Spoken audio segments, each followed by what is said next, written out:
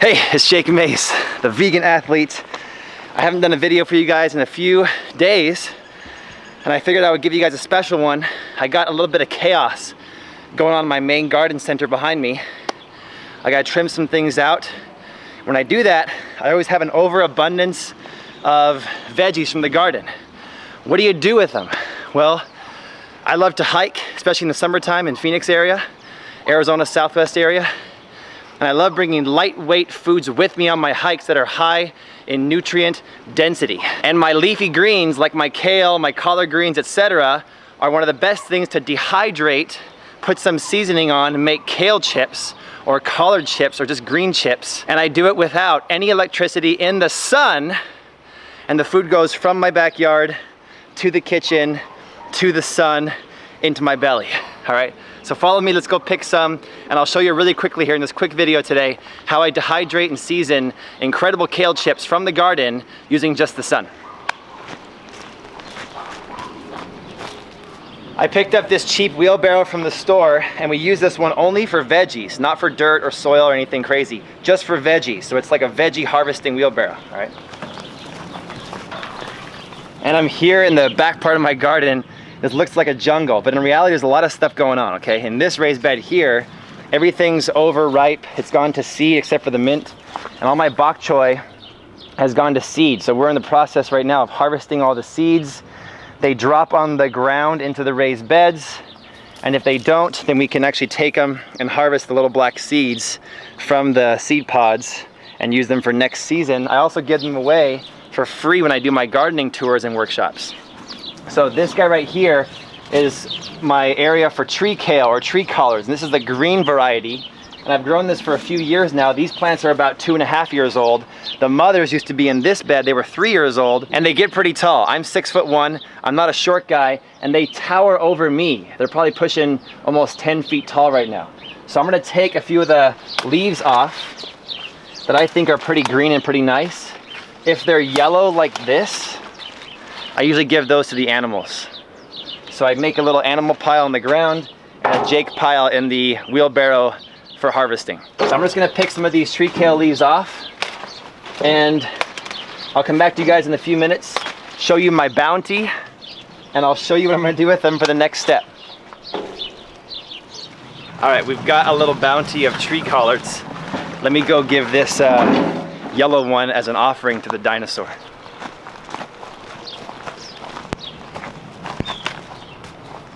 My man Leo is inside there catching a little shushiba, a little afternoon nap. And he's catching some shade underneath the angel red pomegranate tree. He'll come out in a little bit, eat that tree kale leaf. Okay, next we're over here at the living wall, which is like butterfly paradise. We have all this edible flowers and edible greens from Suzanne Velarde with VelardeGardens.com, a local grower here. And we've got some collard greens and cauliflower leaves that are getting a little bit too big for this area. So look at the size of that green. Totally edible. And we're gonna make a nice little collard green chip out of this guy too. Down here on this side I have a really nice looking red Swiss chard plant, also from Suzanne Velarde. And we're gonna make a little Swiss chard chip out of this guy too. Now I keep this wheelbarrow out here and I hose all these greens off in the wheelbarrow so that no water is wasted, so that I can actually put the water into this fruit tree right here. All right, before I hose these greens off, I need some energy. I just picked some fresh stuff from the garden. We got some nice bachelor button or cornflowers, kumquat, everbearing mulberry I picked up from Seamus O'Leary, and some goji berries fresh off the plant. Here's the kumquat. I've always loved those. So good. Edible flowers. We got the mulberries and goji berries. Antioxidant rich, anti-aging superfoods. Now I'm ready.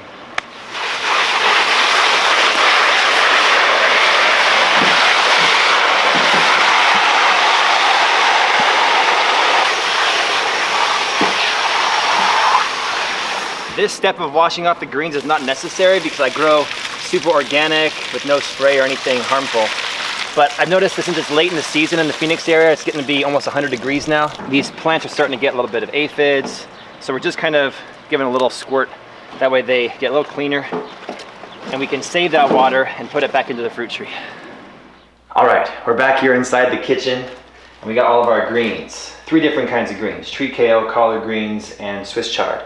I'm gonna take these greens and de-stem them just by kind of pinching it and pulling the stem off, because the stem is harder to dehydrate, so we just wanna have this part of the leaf.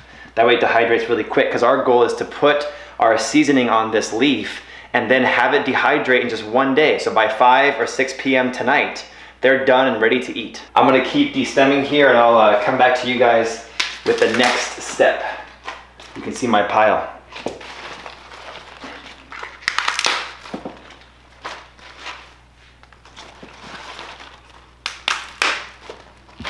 Okay, we're prepped. We've got all of our greens here in a nice washed pile, de-stemmed, ready to season.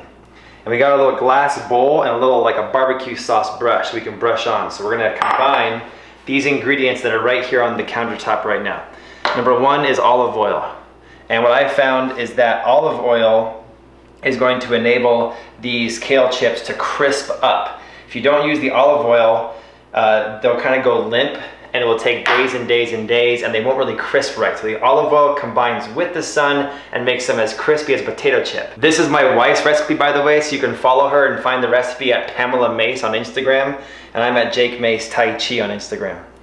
This right here is nutritional yeast, very nutritious. I use this in a lot of vegan cooking and vegan food. It has a lot of B vitamins, a lot of fiber, and it has a complete amino acid source, so it's got a lot of protein in it as well. We're gonna now take some of the garlic powder, this is like a garlic seasoning, and sprinkle that in there. After that, we've got some paprika.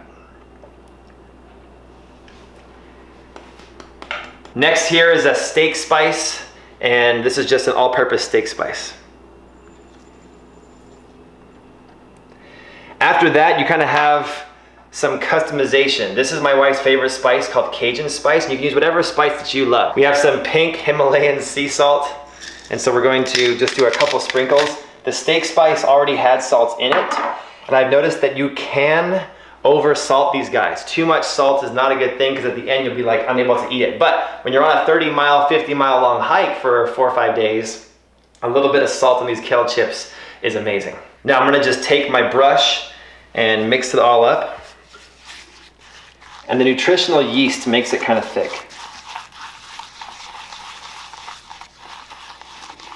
There we go, we're mixed up. And now I'm gonna take a leaf of the tree collard and put it here on this cutting board covered in a piece of wax paper. And that will just enable the cutting board to stay cleaner, help with easy cleanup, and oil won't absorb into your cutting board. Then I'm gonna just take this guy and paint him on. And this is the tedious part, so I'm gonna show you guys how I do it with a couple leaves, and then I'll cut to the end. And the other side. And the more we spread on this leaf, the easier and the better it's gonna crisp up. So get all the way to the edges and get both sides, you guys. We got our bowl here, and that's leaf number 1. Let's go to the next one. I'll pull up this Swiss chard, because it looks so pretty. And I'll do one more here, and then we'll meet back outside and show you guys how I do it in the sun.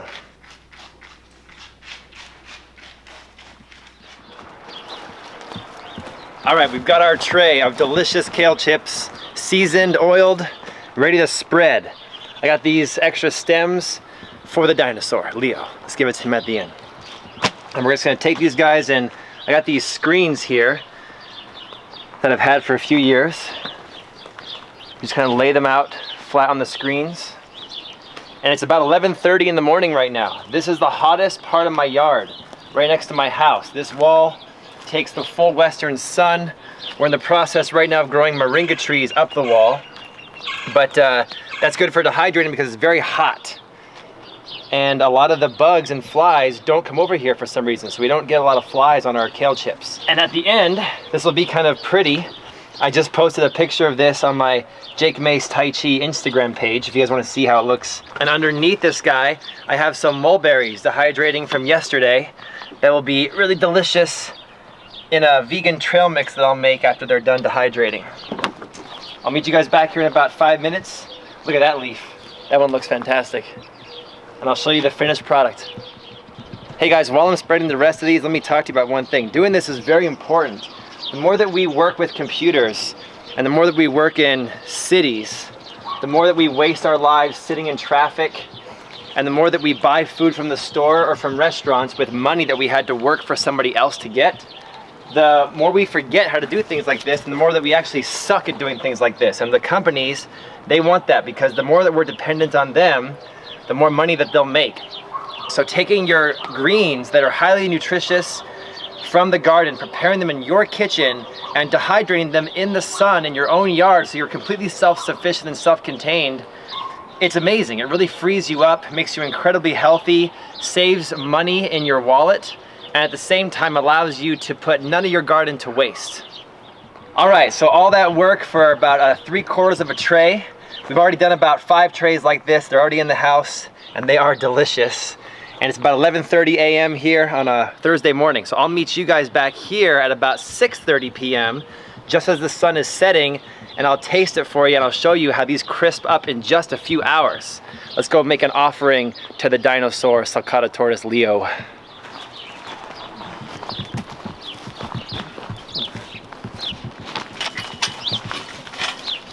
Here you go, Chubbs. Come here, buddy. Here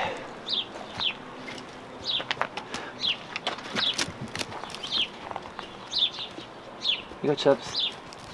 Good job, Chubbs. Thief, he stole it. And we're back. It's about 6.5 hours later, same day, about 6:30 or so in the evening. I got my paper bag here. I didn't have anything better to use, so follow me and let me show you the result. So you can see how now the sun has died down behind the mesquite tree over there, and so they're in the shade. And this is the chard that is now pretty charred. It's pretty crispy. Just one little snap and it'll just break apart. Let's taste it and see how it tastes. Mmm. Nice and crispy, melts in your mouth. Here's the big leaf of collard green. Just break it off. Mmm, delicious. And here's a leaf of the tree collard.